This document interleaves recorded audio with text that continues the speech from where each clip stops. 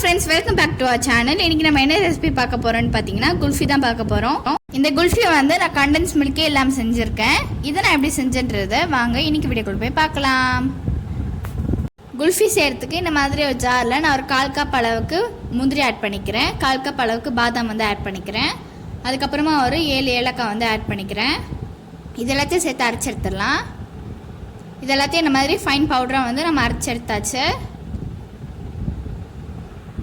இப்போ இந்த மாதிரி ஒரு பேன் எடுத்துருக்கேன். அதில் நான் வந்து ஒரு 3 கப் அளவுக்கு பால் வந்து ஆட் பண்ணிக்க போகிறேன். பால் ஆட் பண்ணியாச்சு. இப்போ நம்ம ஸ்டவ்வில் வச்சிடலாம். இந்த மாதிரி வந்து நல்லா கொதிக்க ஆரம்பிச்சிருச்சு. நான் இன்றைக்கி வந்து காய்ச்சின பால் தான் வந்து ஆட் பண்ணியிருக்கேன். அதனால் வந்து ஏடெல்லாம் வந்து ஆட் பண்ணியிருக்கேன். நீங்கள் வந்து காய்ச்சல பால் ஆட் பண்ணிங்கன்னா சிம்மில் வச்சு மிக்ஸ் பண்ணிக்கோங்க. ஏடெல்லாம் வந்து உள்ளே தள்ளி விட்டுருங்க. இதை பார்த்தீங்கன்னா பால் வந்து நல்லா சுண்டிடுச்சு. நம்ம 3 கப் பால் ஊற்றினால அது வந்து ஒரு கப் வர அளவுக்கு நம்ம இனிமேல் நல்லா சுண்ட விடணும். இது கூடவே நான் ஒரு 3/4 கப் வந்து சர்க்கரை வந்து ஆட் பண்ணிக்கிறேன். சர்க்கரை வந்து ஆட் பண்ணிவிட்டு நல்லாவே மிக்ஸ் பண்ணிக்கோங்க. சுகர் வந்து நல்லா கரையிற அளவுக்கு நல்லா மிக்ஸ் பண்ணிக்கோங்க. சர்க்கரை வந்து நல்லாவே கரைஞ்சிருச்சு. இப்போ நம்ம அரைச்சி வச்சுருந்தோம்ல நட்ஸ் பவுடர் வந்து இப்போ இதில் வந்து ஆட் பண்ணிக்கலாம். ஆட் பண்ணிவிட்டு நல்லா வந்து மிக்ஸ் பண்ணிக்கோங்க. லம்ஸ் இல்லாமல் நல்லா மிக்ஸ் பண்ணிக்கோங்க. நல்லா மிக்ஸ் பண்ணியாச்சு. அது வந்து நல்லாவே கொதிக்கட்டும். அதுக்குள்ளே நம்ம வந்து கார்ன்ஃப்ளவர் மிக்சர் ரெடி பண்ணிடலாம். இந்த மாதிரி ஒரு பவுலில் நான் ஒரு 1/4 கப் அளவுக்கு கார்ன்ஃப்ளவர் ஆட் பண்ணிக்கிறேன். அதுக்கப்புறமா வந்து 1/4 கப் அளவுக்கு மில்க் பவுடர் வந்து ஆட் பண்ணிக்கிறேன். இது கூடவே நான் வந்து ஒரு கப் அளவுக்கு பால் வந்து ஆட் பண்ணிக்கிறேன். எல்லாத்தையும் சேர்த்து நல்லாவே நம்ம மிக்ஸ் பண்ணிடலாம். லம்ஸ் இல்லாமல் மிக்ஸ் பண்ணிக்கோங்க. லம்ஸ் எல்லாம் மிக்ஸ் பண்ணியாச்சு. இந்த கார்ன்ஃப்ளவர் மிக்சர் சேர்க்கறதுனால நம்மளோட குல்ஃபி வந்து க்ரீமியாகவும் திக்காகவும் இருக்கும். அதனால தான் இது நம்ம சேர்க்குறோம். இப்போ வந்து நம்ம செஞ்சு வச்சுருக்க இந்த கார்ன்ஃப்ளவர் மிக்சர் வந்து கொதிச்சு இருந்துச்சுல அந்த பாலில் வந்து இப்போ நம்ம ஆட் பண்ணிடலாம். ஆட் பண்ணிவிட்டு நல்லா மிக்ஸ் பண்ணிக்கோங்க. சிம்மில் வச்சு மிக்ஸ் பண்ணிகிட்டே இருங்க. கொஞ்சம் கொஞ்சமாக திக்காகிட்டே வரும்.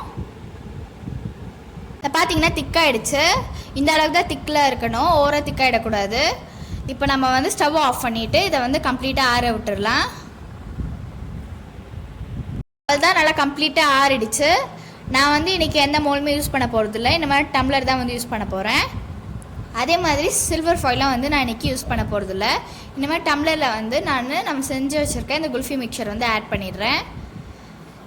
எல்லாத்தையும் ஆட் பண்ணியாச்சு.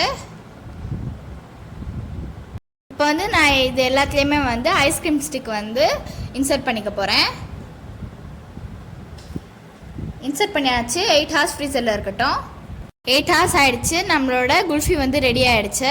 இப்போ நம்மளோட குல்ஃபியை வந்து இப்போ நம்ம அன்மோல்ட் பண்ண போகிறோம். இது எப்படி அன்மோல்ட் பண்ணணும்னா இந்த மாதிரி வந்து நார்மல் வாட்டர் வந்து இந்த மாதிரி ஒரு கிண்ணத்தில் எடுத்து வச்சுருக்கேன். அதில் வச்சுட்டு நம்ம குல்ஃபி எடுத்து உள்ளே வச்சுட்டு இந்த மாதிரி ரொட்டேட் பண்ணாலே போதும். நம்மளோட குல்ஃபி வந்து வந்துடும். இதை பாருங்கள், பர்ஃபெக்டாக இருக்குது பாருங்கள். ரொம்பவே சூப்பராக இருக்குது.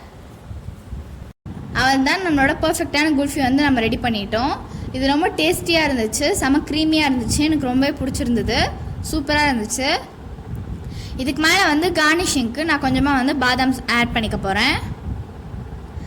நீங்களும் அந்த குல்ஃபியை உங்கள் வீட்டில் ட்ரை பண்ணி பாருங்கள். உங்களுக்கு இந்த வீடியோ பிடிச்சிருந்தா ஃப்ரெண்ட்ஸ் அண்ட் ஃபேமிலிக்கு ஷேர் பண்ணிவிடுங்க. இன்னொரு வீடியோவில் சந்திக்கலாம். Bye friends.